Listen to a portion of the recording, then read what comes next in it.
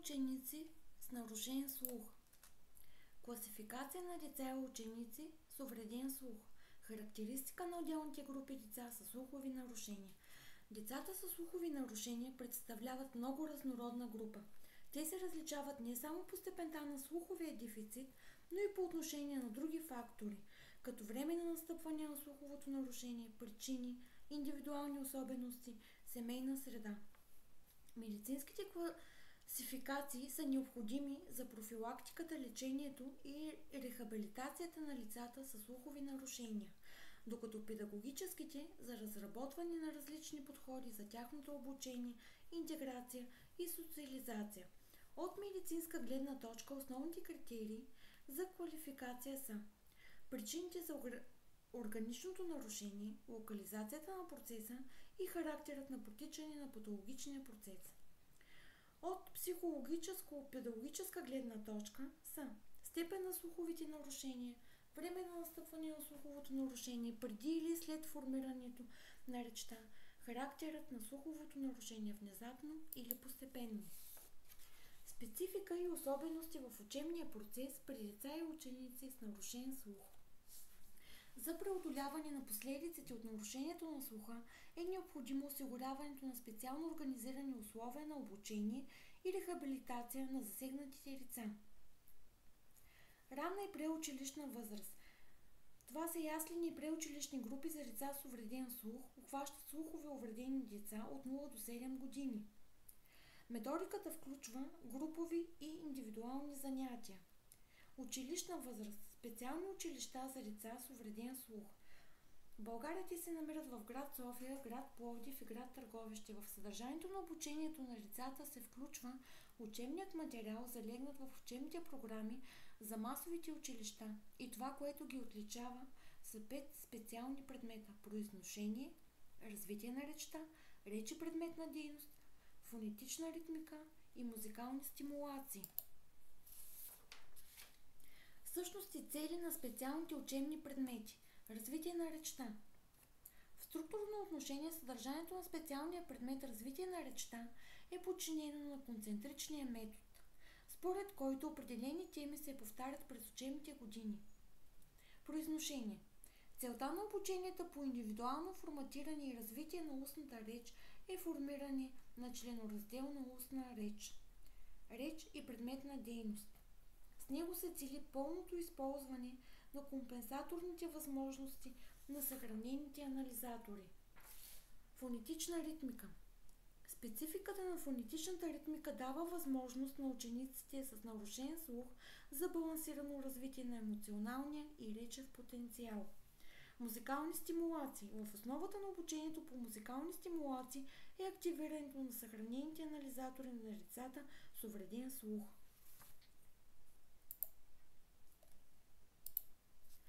Адаптиране на образователната среда и на педагогическия подход в приобщаващото училище към потребностите на учениците със слухов дефицит. Създаване на положителен опит на детето с увреден слух. Поради трудностите, които ученикът с увреден слух среща в общуването си, намалява увереността в собствените му способности. Затова е добре учителя да обръща повече внимание на детето, като акцентира на дейностите, които осигуряват включването му в класа. Избор на подходящо място на детето с увреден слух в класната стая. Тук, освен източниците на шума, трябва да се имат предвид и други фактори. Слухоувреденото дете трябва да се разположи с гръб към светлината. На предните места в класната стая. Да е до дете, с което поддържат по-близки приятелски отношения. Подобряване на условията за комуникация в класната стая. Учителят следва да е запознат с някои основни положения, за да улесни слуховата и визуална перцепция на детето с увреден слух. Да събере колкото е възможно повече информация относно слуховото нарушение, както и възможностите и ограниченията, свързани с него. Да поставя възможно по-малко детето с увреден слух в по-особена позиция от останалите деца в класа. Да не забравя, че детето с увреден слух се уморява по-бързо от чуващите си съученици.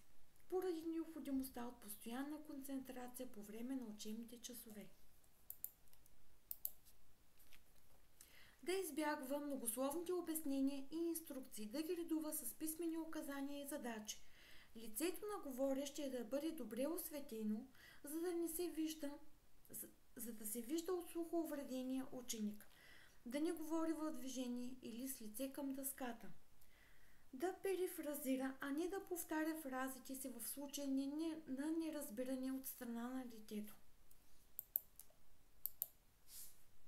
Предварително да напише на дъската новите думи, основните точки от урока, както и ключовите думи и изрази, свързани с неговото съдържание.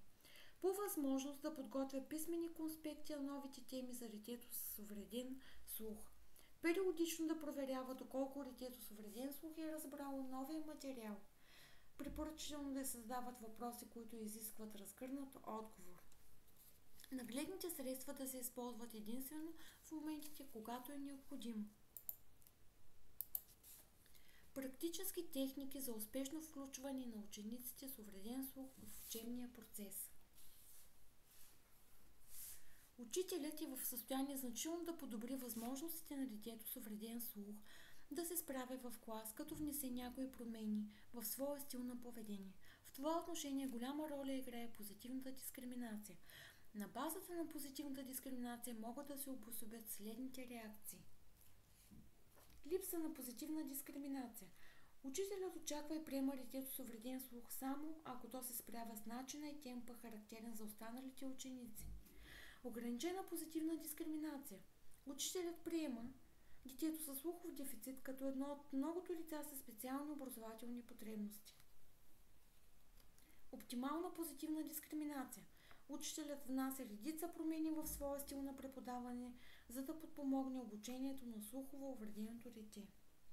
Прекалена позитивна дискриминация. Учителят до такава степен посвещава своите усилия на детето с увреден слух, което ощетява останалите деца в класа. Практически техники за успешно включване на учениците с увреден слух в учебния процес. Налице са редица разновидности на съвместната дейност, като работа с класа, голяма група. Това е традиционният тип работа, в процеса на който учителят е водещата фигура и комуникацията в часа е основно между учител и ученик. Този вид работа е подходящ при предоставянето на ново учебно съдържание, при запознаването на учениците с нови понятия и изграждане на нови умения.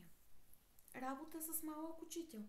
Това е специфична форма на работа при деца с увреден слух, която може да бъде пренесена в общообразователната класна стая. Учителят избира едно от децата, което през даден час или част от часа изпълнява неговите функции. Работа по групи. Съвместни учебни дейности. Класът може да се дели на две или повече групи.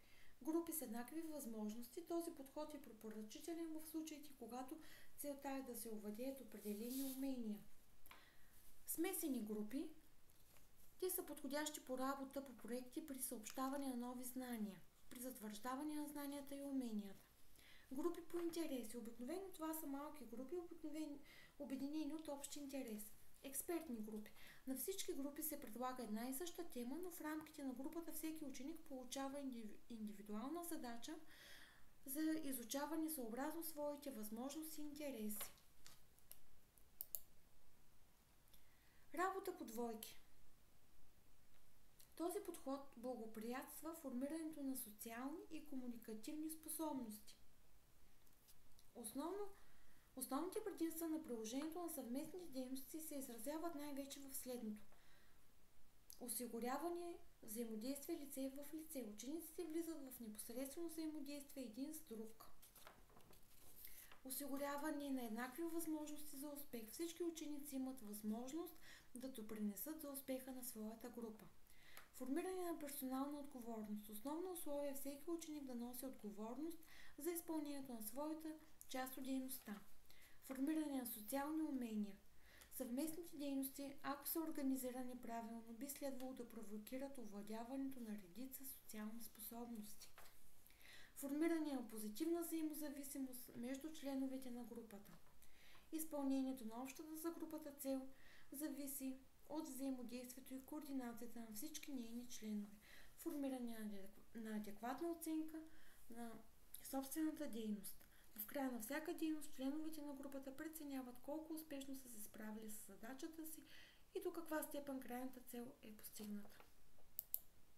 Благодарим ви за вниманието!